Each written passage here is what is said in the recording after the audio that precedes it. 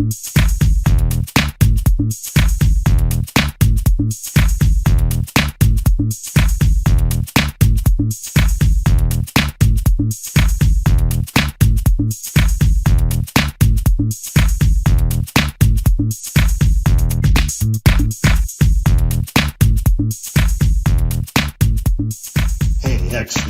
talk about success for a minute. The keys to success are integrity, always learning. Welcome back to the show. Peter O'Coffer here, also known as Exodus. Glad to be back. This is episode 3. The title of this episode is Level Up Personal Branding Before Social Media.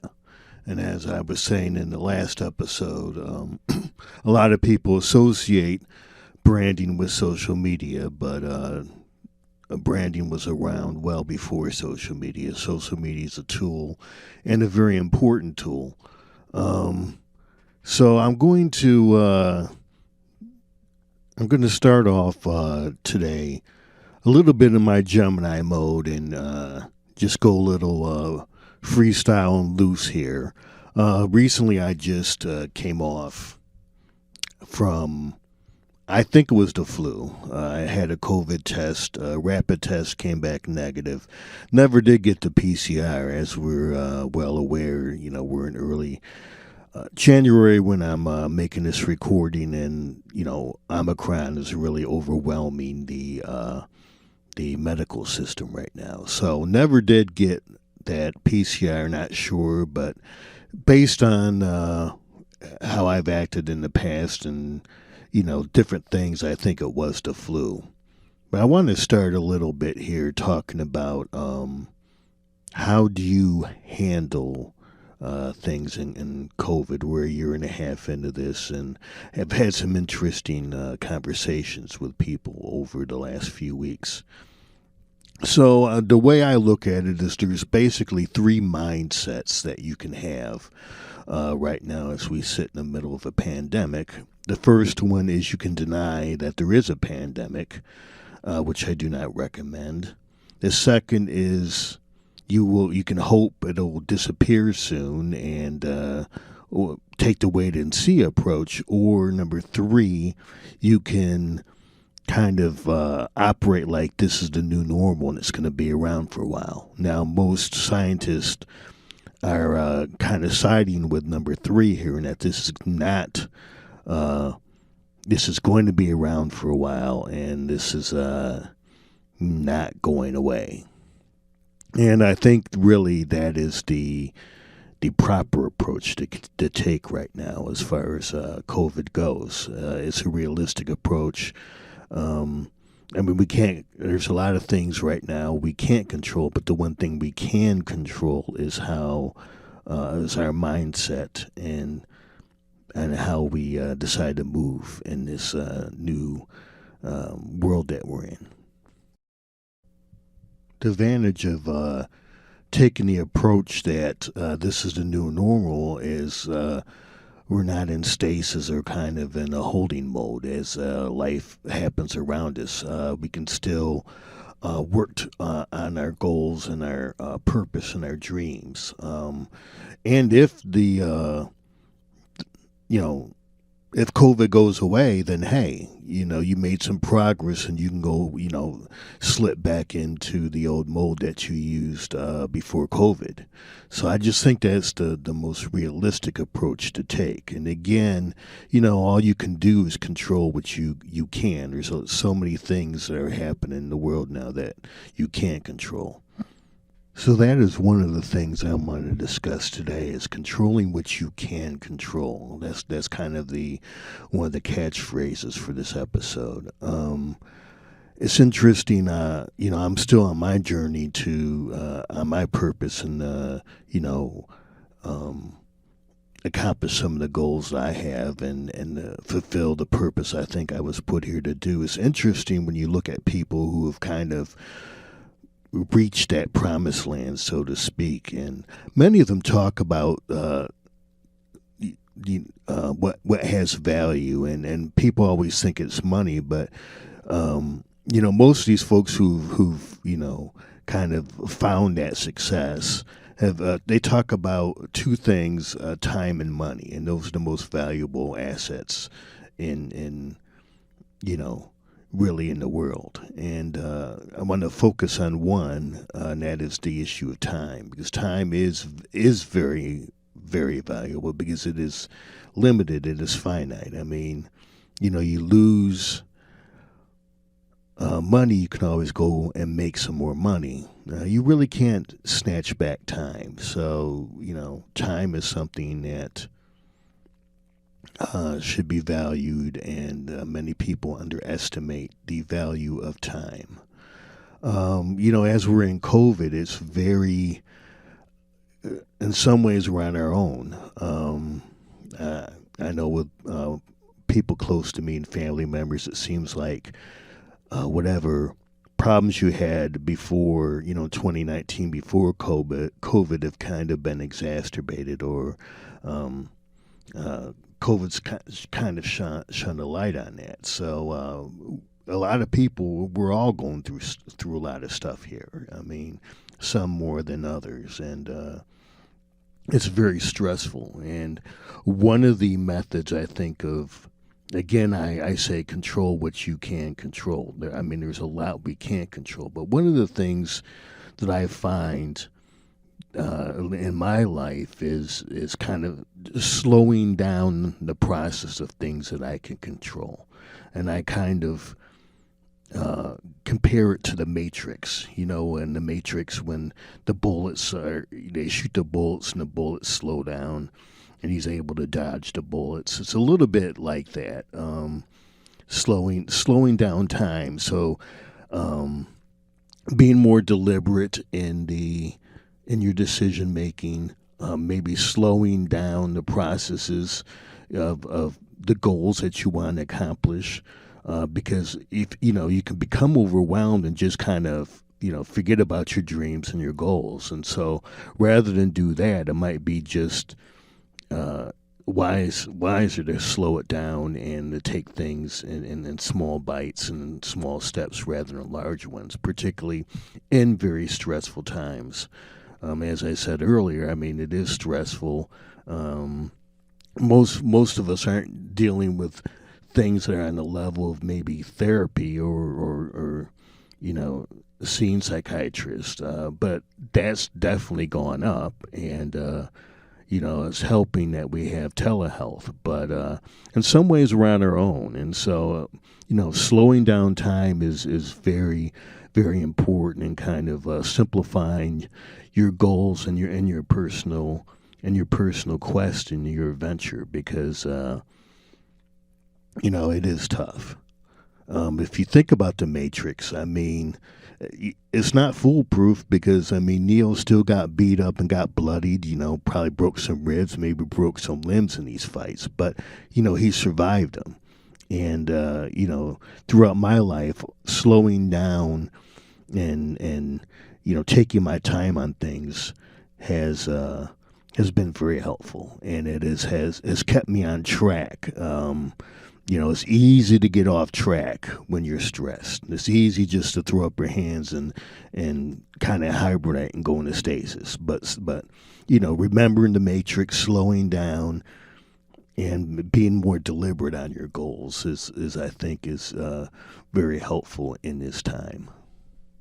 Slow down and reflect. I also think that defining success for yourself is important. I mean, too many of us still define ourselves by our house or our car or our job or who we're dating or whatnot. And really, when you define when you have your own definition of success, that is kind of when you really start to blossom, and you become free a little bit. And again, there's always these outside stressors, even outside of COVID. But I think that one of the secrets of life is trying to navigate on your own terms as much as you can.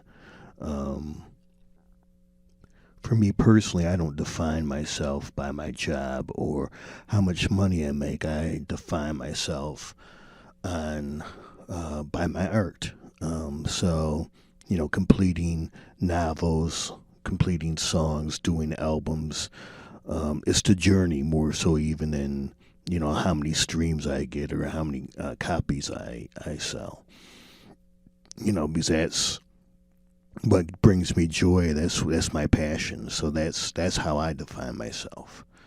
And you have to find your purpose and your passion and really define that. Use that to define yourself. Because if you're running off of those things that society says, money and your job and your car and your house, that gets old quick, and it's a lot easier for people to manipulate you when they, know what you use to define yourself. One of the important things for me is giving back because a lot of people have helped me in my life. So I feel like I should pay it forward and give it back. There's a lot of different definitions of leadership. That's something that each and everyone should kind of look at themselves. For me, I take a little different approach when it comes to leadership. I think it's rooted in a little bit in the philosophy and maybe even in Eastern religion. But to me, leaders aren't defined by how many followers they have, but how many leaders they help to inspire and cultivate and give confidence to. So to me, leaders are more about bringing out the best in people and giving them the confidence to be successful rather than the accomplishments, the personal accomplishments of the so-called leader. So I'm going to shift away from my Gemini mode, which, is kind of wandering and the creative and kind of buckle down into my Virgo mode. Now, Virgo is my moon sign. Gemini is my sun. And so Virgo, their moon sign is a little bit, they say it's your subconscious and but I think it's more of your secondary energy that kind of balances out your primary energy. And we know Virgos are very on task, very detail oriented and whatnot. So let's get on task and talk about the today's topic, which is branding before social media. I'm going to discuss two individuals. One I knew very well, working in Indiana and in politics since the early 2000s. I worked for State Representative Bill Crawford, who is no longer with us, but served for 40 years, was elected in 1972 and retired in 2012. And at the time, he was the longest serving African-American state legislator in the country's history. The second I'm going to talk, and I worked for Bill for 10, 11, 12 years, so got to know him very well. The other person I want to talk about is Congresswoman Julia Carson, who represented the core of Indianapolis for many years. She started off in the State House of Representatives, then went to the State Senate, and then she served in a local office, what we call trustee's office here, and then she served in Congress for 10 years, from 1997 to 2007 until she passed. And of course, this is before social media, but they had a huge presence here in Indianapolis. They were respected not only in the in the community in the Democrat Party, but in the Republican Party as well. And people, when they talked, people listened, and really, I think that they were as well known in some ways. Maybe only the mayor, had more influence. Than or more respect, or maybe the governor, but the governor's even though Indianapolis is the capital, the governor is in Indianapolis, but the governor spoke to more statewide issues. The reason why Congresswoman Carson and Bill Crawford, State Representative Bill Crawford, built such goodwill with people is because people trusted them. And it took years to build that trust. They were in the community and of the people. They built their brand by going to neighborhood association meetings, churches, and community events for many years. So they were out in the community. People knew them. They had a vast network, both of them, of unpaid helpers, which is very important in politics. I mean, you can't really rely on your hired guns, your paid staffers. I mean, the most effective elected officials have a lot of people who volunteer, and people who volunteer are passionate. They know these leaders, and they're passionate about them because they're doing it for free, and they're doing it for a reason. That's because they respect and trust the person that they're out there working for. Now, as a hired gun political person, there's a time and a place for them, but when you're at the level of where Bill Crawford was at and where Julia Carson was at, paid staffers couldn't do everything, and they as individuals couldn't do everything. So they had a team of volunteers, a very good team, both of them of volunteers, who went out there and helped them do the work. And those are the folks who really accomplish things. I know we live in a so-called individualistic and individual-driven society, but it's really groups and teams of people that accomplish stuff in this world.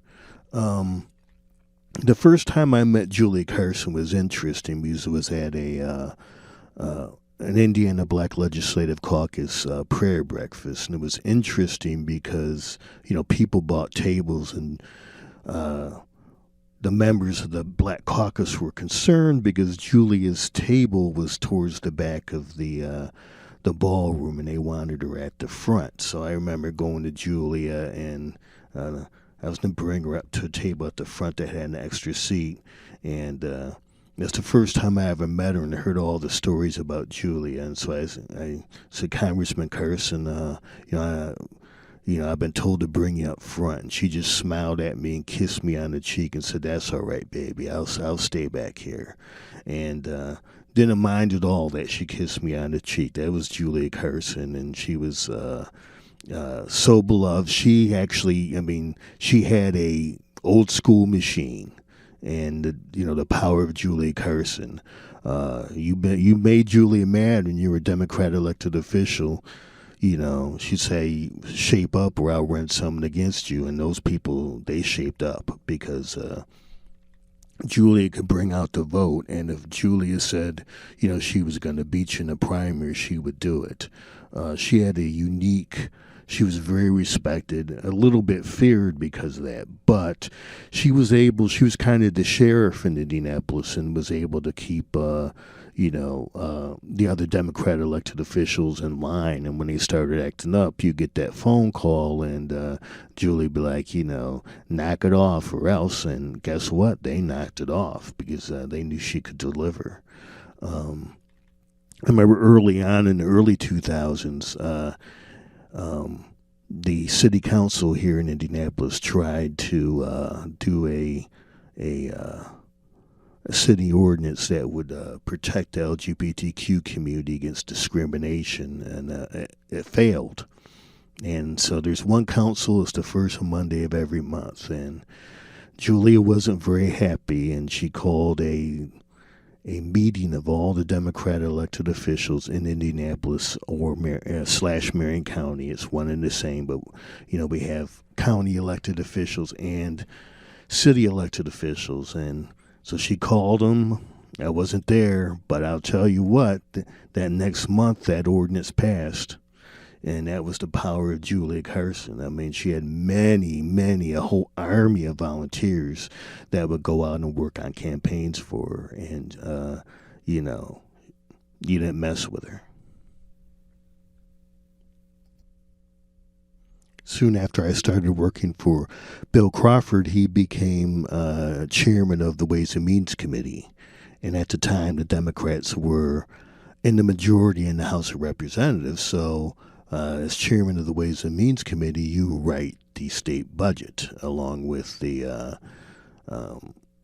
with your counterpart in the Senate. So Bill wrote 4 state budgets, with obviously input from the Senate, which was Republican controlled at the time. So Bill had a lot of power through that process. Obviously, the governor had to okay it, but in Indiana, the veto, you can override the governor's veto 50% plus 1. So in the House, you have 100 members, so you only need 51 votes to override a gubernatorial veto. Now, Bill never had to do that with his budgets, but needless to say, Bill had some power. We're talking billions of dollars over the 2-year biennium that he controlled with that process, and both he and Julia had a lot of power, but they never really. They would try to give Bill awards, and Bill would be like, "No, I'm just doing my job. I should not get a plaque or an award for doing my job." I think the biggest thing that one should take away from the career of Bill Crawford and Julia Carson is, they built very strong brands over many, many years. And I think that's really what should kind of sink in for all of us and myself as well, is that building a brand takes time. It doesn't happen overnight. Even corporate brands, even Apple's brand, so many brands have died in the last few years. Sears is dying off. Kmart's died off. I remember the Kmart red light special, and most of y'all are probably too young to remember that. But, brands take time to build, and, sometimes as the economy shifts and times change, brands fall off. But I guess that's just, you got to put in the hard work to do a brand. It's not just social media posts and or YouTube videos. It's ultimately it's what you do. It's when you give your word, honor your word. That's one thing that Bill Crawford and Julia Carson did, and that's why they were trusted. But it also means being careful about giving your word, because you can't overpromise, and I don't think Julia or Bill ever overpromised, because they were known for being able to deliver. So I think it's time to wrap it up here. So the 4 takeaways I think in this episode are: number 1, learn how to master time. When things seem overwhelming, control what you can control and slow the process down for the things that you have control over. That will help you make better decisions.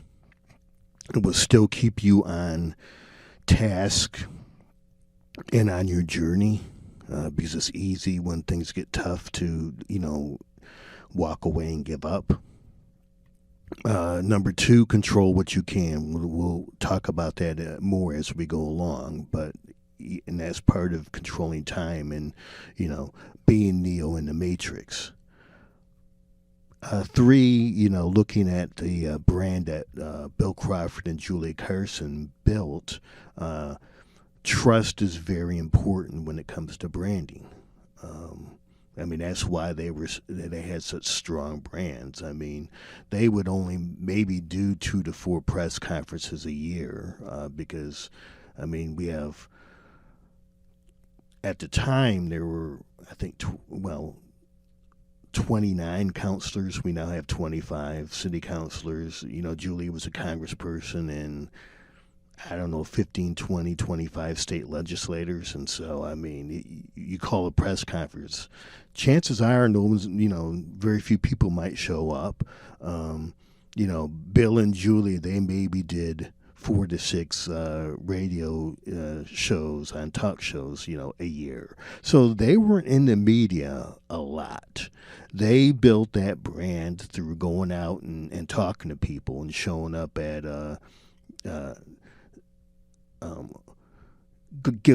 going back to school, backpack giveaways, church outings, just neighborhood association meetings, that kind of stuff. That's where they built that brand over 40 years for both of them. And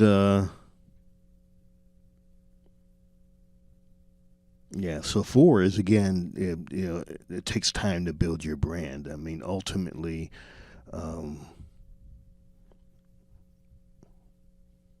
you want the community to trust you, and that's whether you're a leader in the city, your industry, your clientele, or your neighborhood, and that takes time. But it also takes consistency, and I think that was a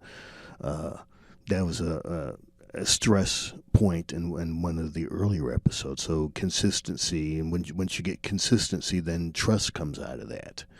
So those are the big takeaways from today. So before we get out of here, got to do some personal plugs here. First of all, I have 2 websites. The easiest one is and they're both down there, but Peter O'Coffer at peterocoffer.com is I have my all my information there for my books. I also have the my album covers, so everything is there. I'll have stuff up there too regarding this podcast. And I have a second website for music, and actually has the songs on there, and that's the Exodus website you see below, and also the lyrics for my songs, and a couple of photos from open mics nights that I've done live.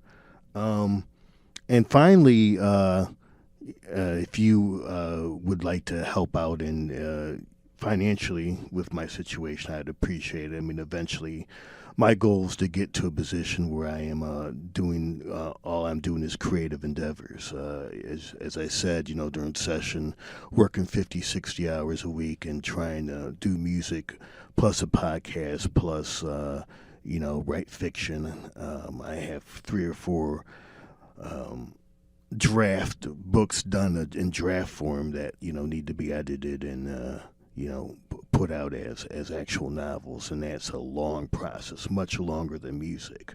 So if I do have Cash App, Buy Me a Coffee, those 2, and then Patreon. I do have a Patreon account that for a small monthly fee, you will get unreleased music tracks. So I have about 7 or 8 tracks on here now. We'll be adding to it.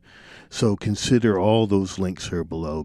Please consider supporting me financially so I can eventually get some economic freedom where I can totally focus on my art.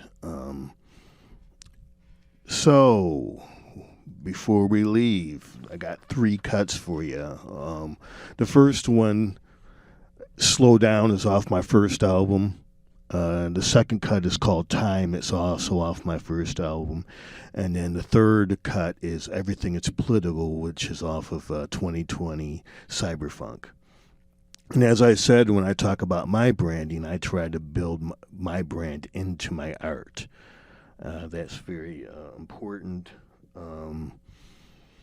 It's kind of a little cheat sheet, for the podcast as well. So you don't have to go back to the podcast. I'm dealing with some of these the issues I touch on in the podcast. I also talk about in my art as well. So enjoy the music, and see you next episode.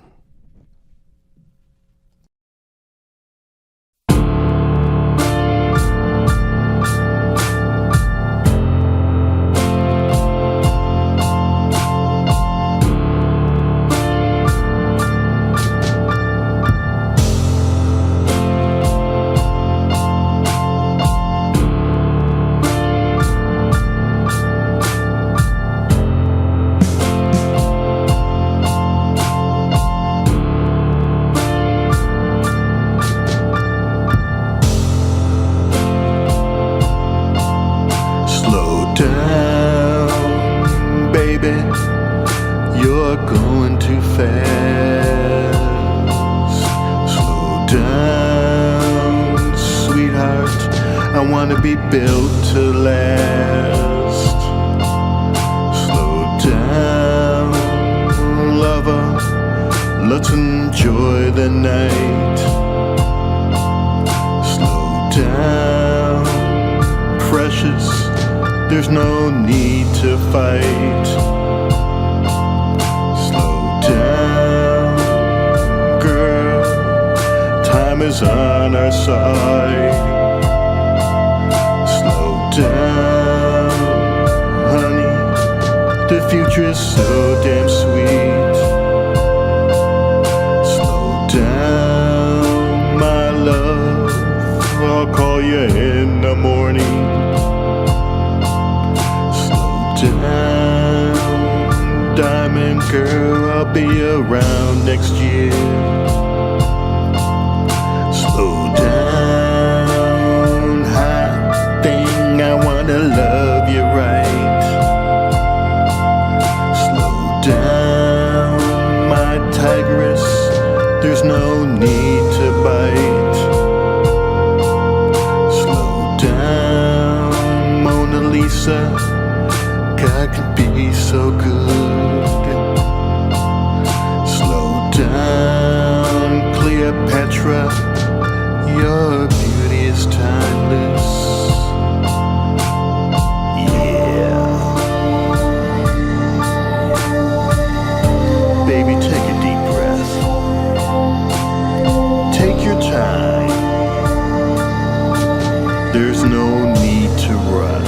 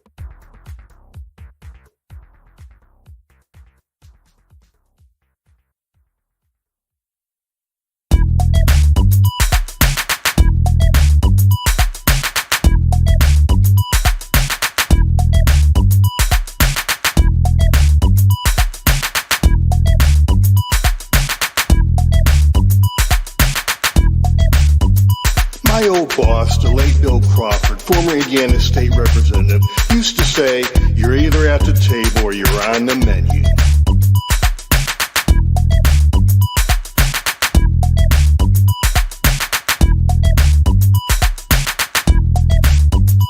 Pericles once said, just because you don't take an interest in politics doesn't mean politics won't take an interest in you.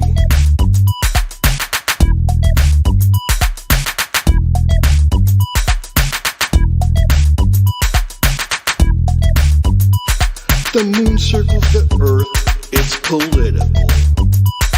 The earth circles the sun, it's political.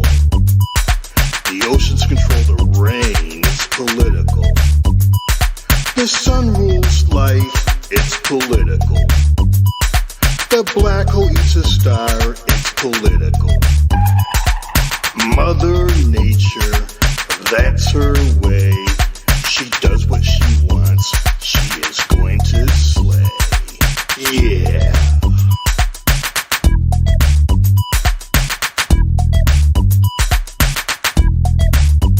Who's sleeping with whom? It's political.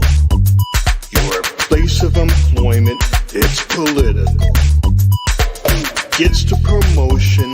It's political. Who becomes the boss? It's political. The milk and honey, he's always there. She's stirring a pot. You need to care.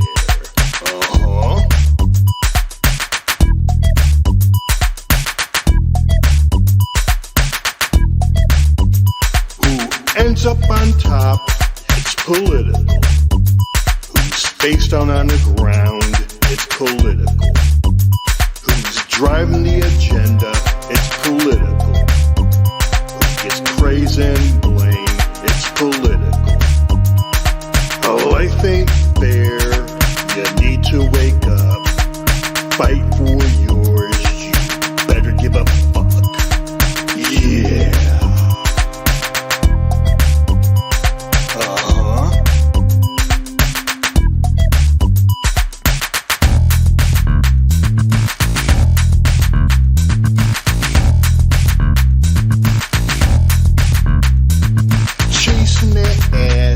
It's political. Tapping that ass, it's political. The cowgirl in you is political. Up and down, around you go. The fucking is so good. Rodeo.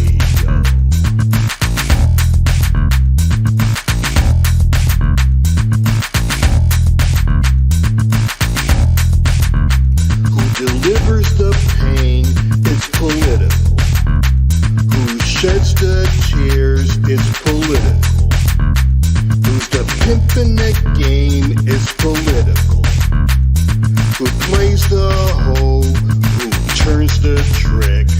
The hustling con, it's in the mix. Yeah.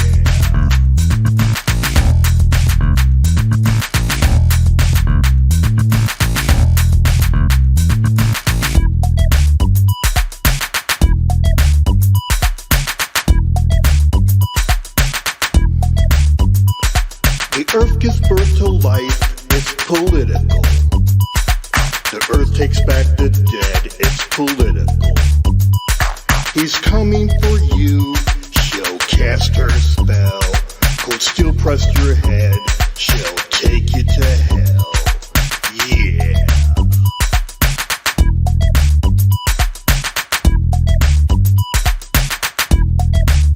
Who has the license to kill? It's political. Who is your enemy of war? It's political.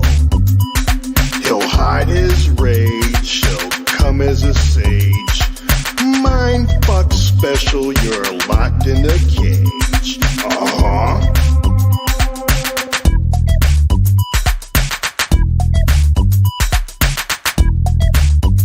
Who influences the truth?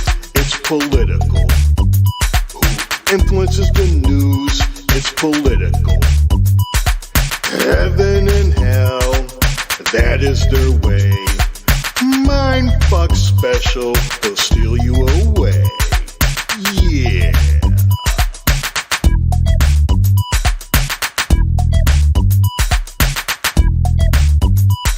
The fight to control history, it's political. The control of your body, it's political. How your body is defined, it's political. Right and wrong, sing that old song. The Mindfuck special's been played in too long. Yeah.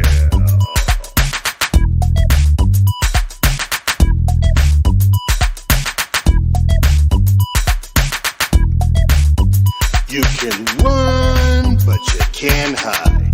You might as well stand and fight. Freedom, justice, and the American way. Yeah, something like that.